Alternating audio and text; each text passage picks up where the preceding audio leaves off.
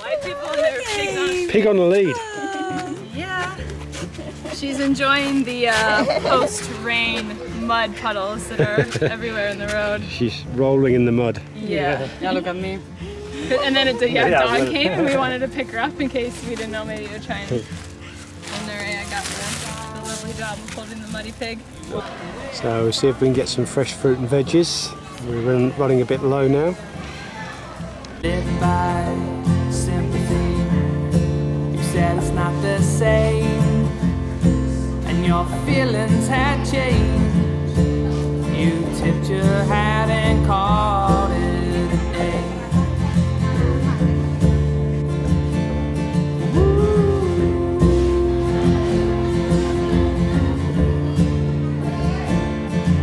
Tulagi is the capital of the Florida Islands. Before the Second World War, from 1897 to 1942, the British colonial government was based here. It was the Solomon Islands' original capital. The first British resident commissioner for the British Solomon Islands Protectorate was Sir Charles Maurice Woodford, and he had his official residence built here on this spot in 1904. The building was kept up to just after the war and the Japanese invasion, then it was no longer used. An interesting fact about this place is when the wife of the British commissioner, residence commissioner, fell from the overhead walkway and was caught by a prisoner, and he was lucky to be released on parole. Oh. Yeah. So it was dug from 1918 and it was completed in 1920.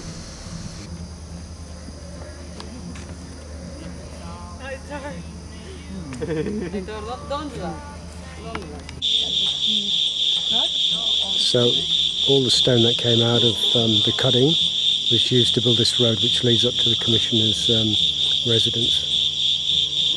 It's called the Tulagi Trail. The Japanese had occupied Tulagi since the 3rd of May 1942, where they had constructed a seaplane and ship refuelling and communication base. So on the 7th of August 1942, Operation Watchtower commenced. At the same time, Squadron X-Ray was landing troops on Guadalcanal. Squadron Yoke was landing troops on Blue Beach at Tulagi and nearby Gavuta Island. This was an unopposed landing, but the boats could not set the troops ashore because of the coral, and they had to wade ashore from waist to armpit deep. The 1st Marine Raiders were led by Colonel Edson, the 2nd Battalion of Marine Raiders under Colonel Rosecrans, and they set about attacking the Japanese, who had retreated into the caves and machine gun pits. There was fierce resistance from the smaller Japanese force, and it took 3 days until resistance ended. It's actually two foxholes we here. Like this, when the British left, the Japanese came and they had a gun placement right in the middle of the road, and it was aimed home by the US Marines. They used explosives and they tied them to a pole and shove it Underneath.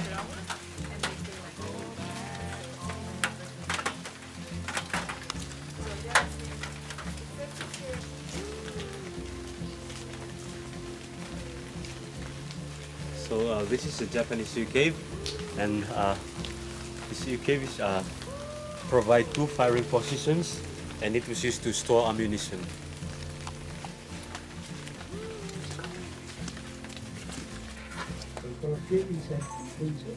No. I cannot see anything.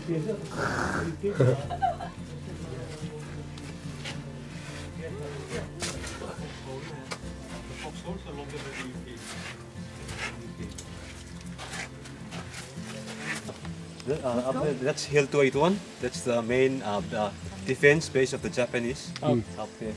And the hill it's more like a shaped like shoe.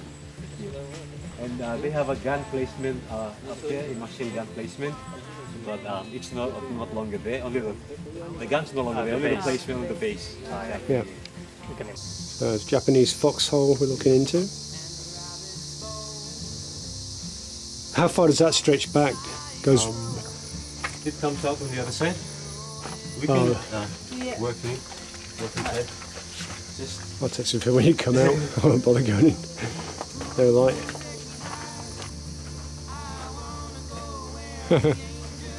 Ah, there was an opening. So the football field in front of the water used to be the gravesite for all the US soldiers that were buried on Tulagi, but after the war what they did was take them back to Honiara and buried them over there. After the war, the colonial government moved to Honiara to utilise the infrastructure left by the American forces. Most of the facilities left on Tulagi by the US Army are derelict ruins. Some of them are still used today though. The Solomon Islands remained a British Protectorate until the independence on July the 7th, 1978. This shelter behind me was used by the United States Army when they were working on the ships. It was used as offices and accommodation.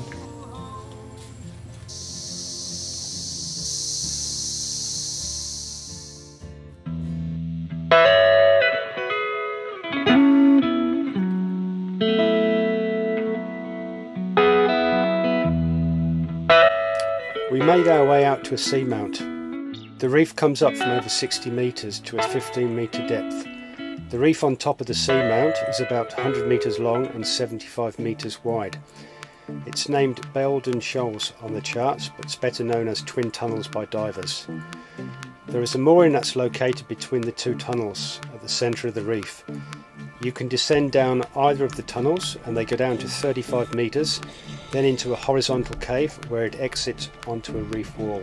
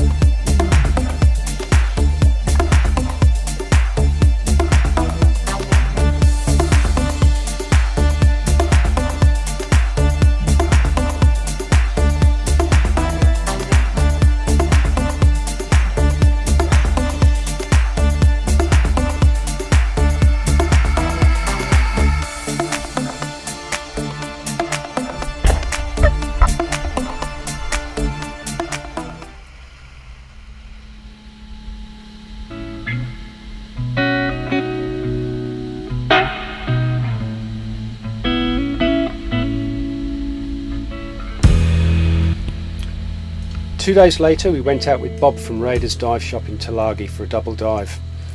As we sped down Sandfly Passage, spinner dolphins jumped in the air in our wake. After dropping John Ruker off at his village in Roderick Bay, we picked up a mooring on a private island where a fishing trawler had been sunk off the beach. After the dive brief from Bob, it was time to explore.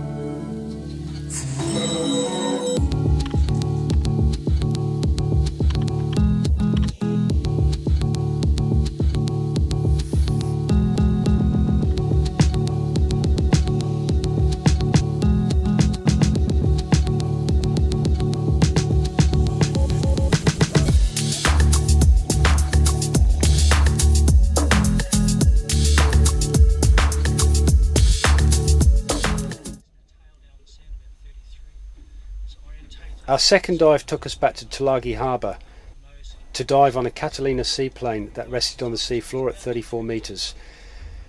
This seaplane was found in 2011 by Sealark Maritime Exploration from New Zealand. It sank rather unceremoniously in September 1943 after hitting a small boat on the surface. The PBY Catalina 5A was first introduced in October 1936 by the US Navy as a long-range patrol flying boat bomber. It was supported by a crew of 10.